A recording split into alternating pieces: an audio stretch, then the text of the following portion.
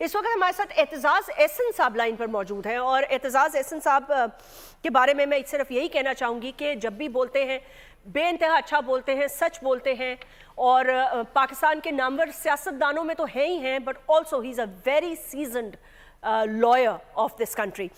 इस मौके पर मैं उनसे 2-3 इंपॉर्टेंट सवाल करना चाहूँगी। एतजाज़ एहसन साहब, अस्सलाम वालेकुम, वेलकम टू द ट्रांसमिशन।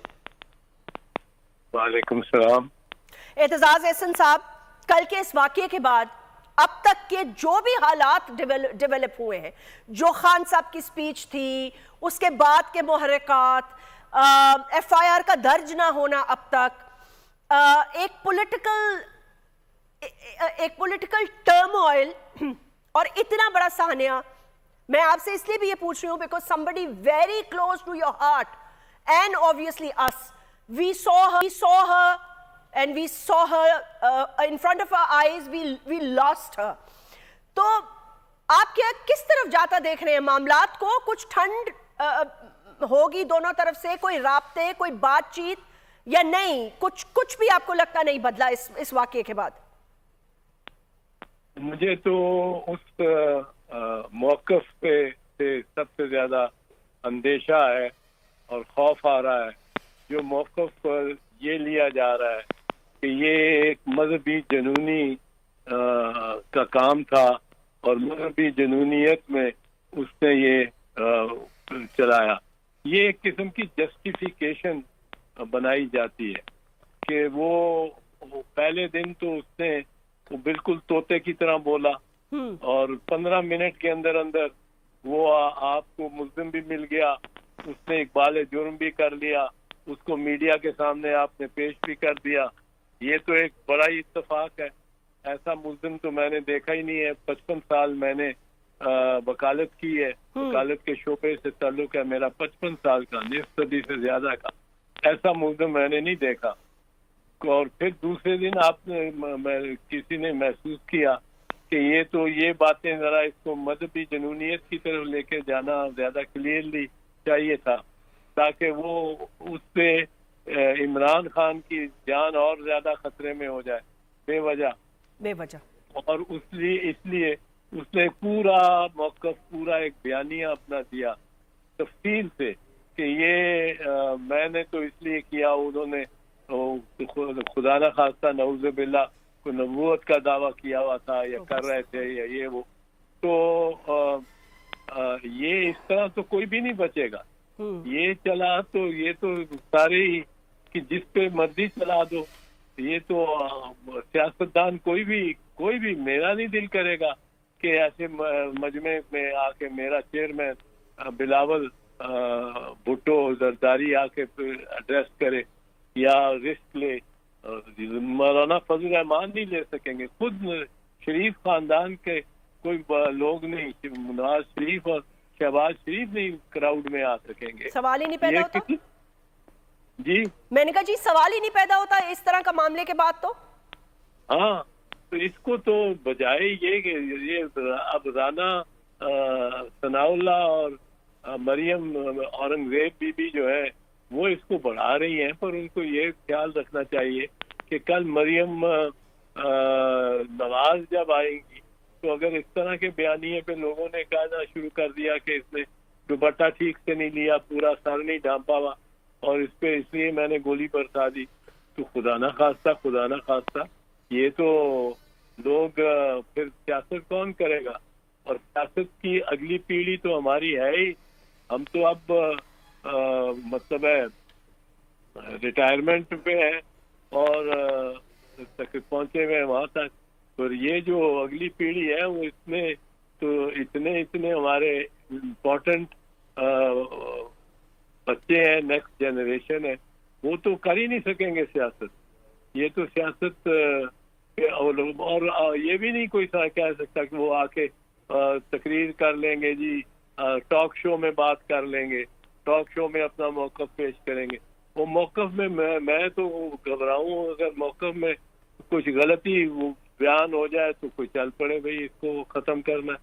तो ये जो टर्न और ट्विस्ट दिया है ना दूसरे उसके बयान में, और ये बड़ी दिलचस्प बात है। ये मैं पहले से कह रहा था کہ دلچسپ بات یہ ہے کہ اس نے ایک دن ایک بیان دیا ہے. جب اس کا ویڈیو لیک ہوا ہے تو وزیر اعلیٰ پرویز الہی نے سارے تھانے کو معطل کر دیا, سارا تھانہ سسپینڈ کر دیا, ریموو کر دیا. اب جب وہ معطل ہو گیا, سسپینڈ ہو گیا, تو اس کے بعد پھر یہ بیان, یہ ایک اور ویڈیو لیک ہو گیا. میں پہلے سے کہہ رہا ہوں کہ یہ پنجاب پولیس مکمل طور پہ پنجاب حکومت کے ماتحت یا اس سے تعاون کرنے والی نہیں ہے.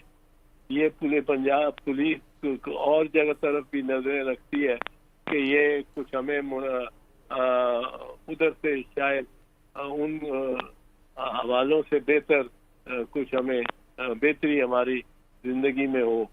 تو یہ تو ممکن ہی نہیں تھا کہ ایک نیا ویڈیو بھی آ جاتا, اور وہ ویڈیو اتنا بھیانک ہے اور اتنا خطرناک ہے, خوفناک ہے کہ خود رانا ثناء اللہ صاحب کو اور مریم اورنگزیب بی بی کو اس سے بالکل اجتناب کرنا چاہیے. اور وہ ویڈیو جو ہے وہ سوشل میڈیا والے بھی اگر مہربانی کریں تو نہ دکھائیں اس کا دوسرا. ہاں بالکل نہ پھیلائیں اس کو, ٹھیک کہہ رہے ہیں آپ. اس کو جتنا کم شیئر کریں اتنا ہی بہتر ہوگا. جی اتنا ہی بہتر ہوگا. اور ایک چیز میں اور بار کر دوں جو میں کہہ رہا ہوں, وہ پہلے بھی کہا ہے, وہ اس کیس میں اور ارشد شریف شہید کے کیس میں بھی اپلائی کرتا ہے کہ اس کیس میں بڑا ضروری ہے کہ جو پوسٹ مارٹم رپورٹ آئی ہے اس کو پبلک کیا جائے. اس کے ساتھ جو فورینسکس کی دوسری رپورٹس ہیں کینیا سے جو آئی ہیں, اس کی گاڑی کے متعلق, گولیاں لگنے کی متعلق, اس میں جو ویپنز استعمال ہوئے ہیں, جو گولیاں ریکور ہوئی ہیں, وہ سب چیزیں پبلک پراپرٹی ہونی چاہیے پاکستان میں. اور جو پوسٹ مارٹم رپورٹ اگر پوسٹ مارٹم کیا گیا کینیا میں وہ اور جو پاکستان میں کیا گیا, یہ دونوں پوسٹ مارٹم رپورٹ یہ پبلک کو ہونی چاہیے. اور ان کی والدہ کی صحیح درست یہ ڈیمانڈ ہے. اور اس میں جو عرض کرنا چاہتا ہوں, اس کیس میں یہ جو نذیر احمد ہے یا کیا نوید احمد ہے جو ملزم انہوں نے طوطا پکڑ لیا فوراً ہی, وہ اس کی جان کو بچانا بڑا ضروری ہے. ایسے کیسز میں یہ ہوتا ہے کہ یہ جو پہلا فائر کرنے والا یا ڈیکوئے ہوتا ہے یہ مارا جاتا ہے. یہ اس سے بہت کچھ پتہ لگایا جا سکتا ہے. پستول اس نے کس سے لیا, کہاں سے پیسے, کہاں سے 20,000 روپے لیے, لگتا تو نہیں اتنے 20,000 اسپینڈ کرنے والا.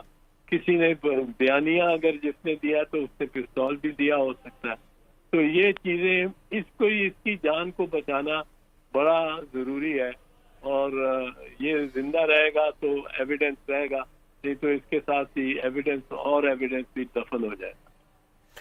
اعتزاز احسن صاحب سے گفتگو کر رہے تھے. انہوں نے جو یہ بات کی ہے نا ابھی اس وقت, بہت بہت شکریہ وقت نکالنے کا. یہ بڑی امپورٹنٹ بات ہے اور ہم نے ہزاروں کیس دیکھا ہے, ہم نے ہزاروں کیسز میں ایسا دیکھا ہے کہ جو فائر کرنے والا ہوتا ہے یا فائرنگ کرنے والا. اگر یہ ویڈیو آپ کو پسند آئی ہے تو اس چینل کو سبسکرائب کریں اور بیل آئیکن کو کلک کریں. بہت اچھی کوریج کی ہے. یہ مارچ کی تو زبردست کوریج تھی, بال کی پرابلی سب سے بیسٹ تھی. سب سے زیادہ ریلز اور سب سے زیادہ ریٹنگ کے ساتھ بول رہا نمبر 1.